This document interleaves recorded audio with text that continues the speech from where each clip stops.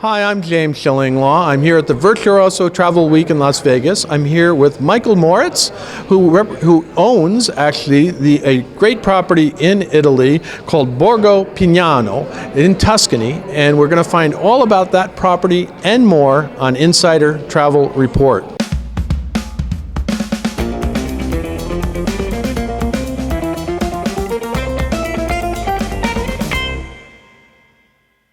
Now, Michael, I just met you, but we've been chatting away, and your property, I was just in Italy. I missed it. It's up in Tuscany. Tell me a little bit about Borgo Pignano. It's set on a hilltop. It's about 1,700 feet up on the hills between Volterra and San Gimignano. And I love that area. It's about an hour from Florence and about an hour from Pisa and about 40 minutes from Siena. Mm-hmm. And because of the altitude, in the heat of the summer, it's a lot cooler than... Which actually, this summer was important because it was a pretty hot summer in Italy. Right? It's important every summer. And particularly people who've been tramping around Rome and Florence, they really enjoy coming out to the hills of Tuscany and into the middle of nature, which is what our property is. Now tell me a little bit about the accommodations. You have a mix of room suites and some, you call it maisonettes or houses too, right? There's a main villa. Okay. And the main villa's got 14 separate bedrooms. And then we have 14 apartments and 4 separate houses. And the apartments all have multiple bedrooms, each of which have their own bathroom facilities. Now, tell me a little bit about the decor. I assume this is sort of antique and very historic, right? Or not, maybe not. I don't know. What we like is people coming to tell us that they've never stayed in a place quite like this. So it's got lots of personal touches, but it's authentic 19th century Italian, and but done in a sort of commodious and very comfortable fashion. Mm-hmm. And it also has lots of personal touches as well. So it feels like what we're trying to do is to make guests feel like they're sharing an experience of being in a large country house that has a big personal imprint on it. Which is what exactly people want from a villa in Tuscany. That's right. Now tell me a little bit about the dining. What do you offer?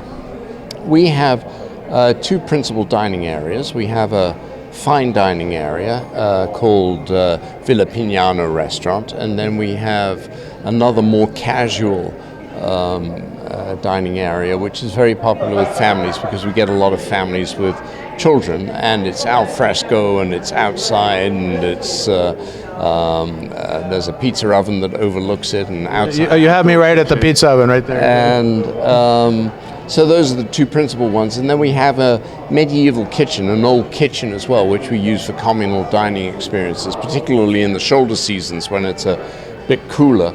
And we have a roaring fireplace in there. We grill steaks over it and grill fish over the fire, in front of the guests. And guests love it. They come in and meet people who are staying and strike up conversations with people from all over the world. Now, any other facilities, pool, spa, things like that? We have a lovely infinity pool, and we also have a separate children's pool. We have 2 of the houses have their own swimming pools as well, and we have a lake for the more adventurous to go swim in. We have a spa, and there's horseback riding. We've got about 12 horses and 750 acres of land which we farm and from which we produce all sorts of products. Our own wine, our own olive oil, jams, pastas, and we try and we have now a 3-acre vegetable garden because we try and grow as much produce as we possibly can for our own needs. Now, you just sort of got into a topic I wanted to discuss with you, is sustainability. And in fact, you've been recognized as a very sustainable resort in Europe and the Mediterranean. Are those some of the things that sort of got you that award? Or what are you trying to do on the sustainability front? Well, part of it is just because who my wife and I are and who the general manager is, and it's how we live.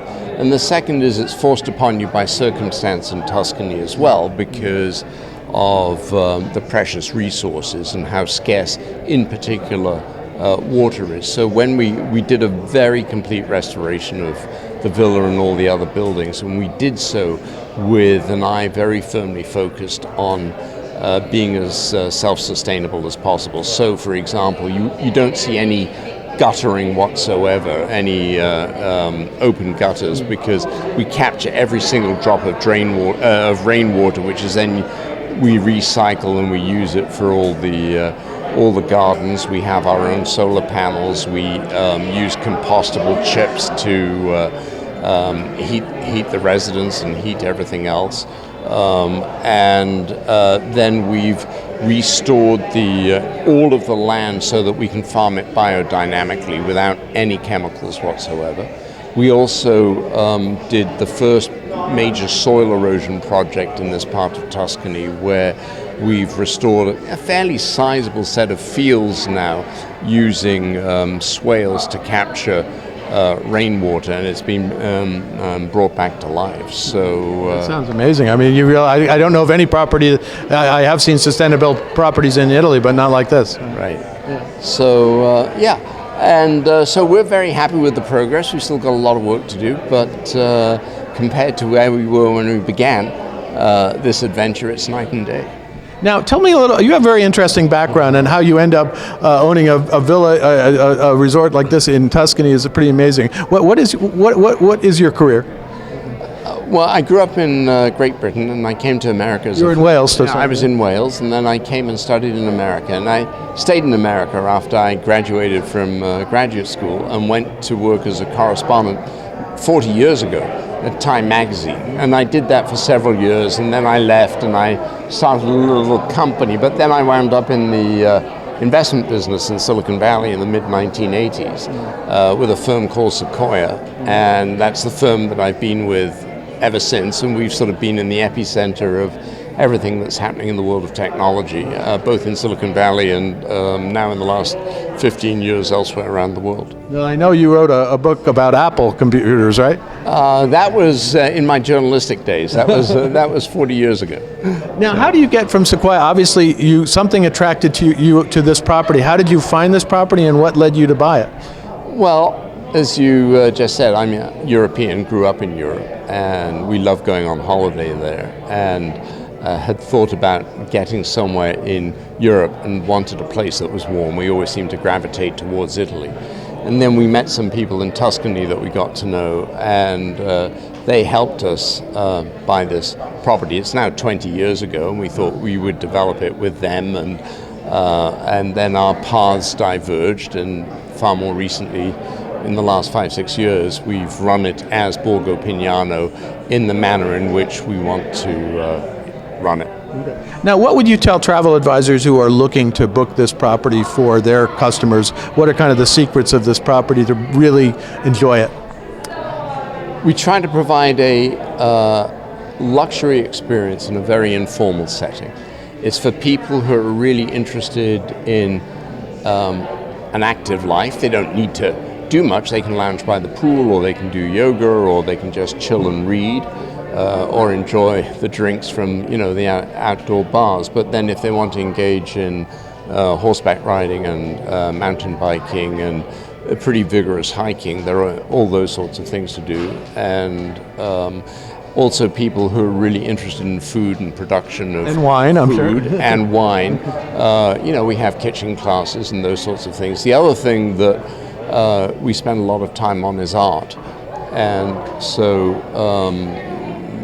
my wife and I, our personal interests, we're very interested in she in sculpture, I in painting, and so we have art residencies there all the year round where we're hosting artists, and there are also drawing and painting classes that we offer, and the whole house is hanging in every room pictures and drawings and paintings of things that people have done while they've stayed at Borgo Pignano. Well, Michael, thank you very much for taking the time to explain Borgo Pignano. Have to get there one of these days, maybe next year. You will. On your next trip to Italy. Next trip to Italy.